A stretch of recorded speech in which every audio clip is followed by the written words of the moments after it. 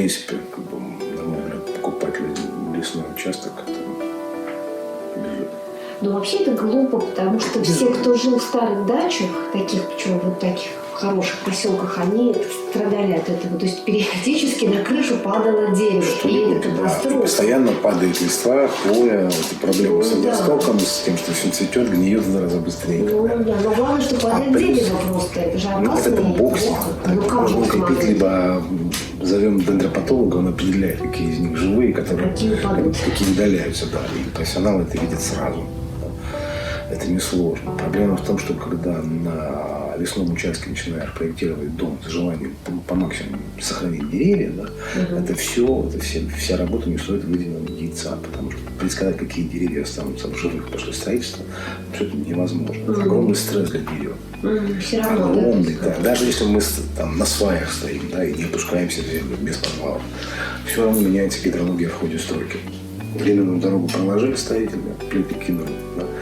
1,5-2-3 года меняется баланс гидрологии. По-другому течет. Все, половина деревьев просто умирают. И в итоге мы начинаем делать компромиссы в компоновке здания. А потом оказывается, что это смысла не имело. Потому что это дерево, вокруг которого мы танцевали. Да. Или тупо прошел короед.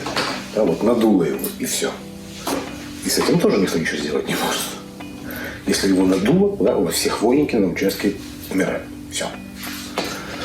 И вылечить невозможно. Единственное лечение, да, спилили, сожгли.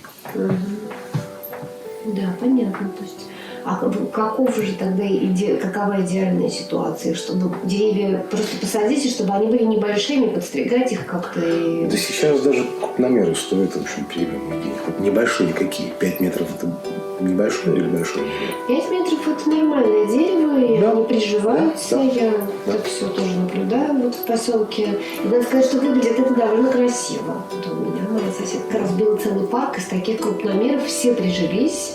Да, и лучше подождать, но гарантированно это будут те растения, которые действительно будут на этом участке жить хорошо, да, и не будут болеть. Либо умрут сразу по гарантии. И мы получим прогнозируемый ландшафт. Идеально, конечно, когда у вас огромный участок, да, и часть из него лесная, часть свободная. Ну, это можно... да. А если вот, да, он какой-то ограниченный, то действительно лучше самому спланировать как-то. Ну, либо когда есть там 1-2 каких-то крупных деревьев, которые уже задают какую-то структуру композиции. Да, и с ты ними точно уже не можешь, играть. Да. Вот этот царь, Бог на этом участке, и мы вокруг него пляшем.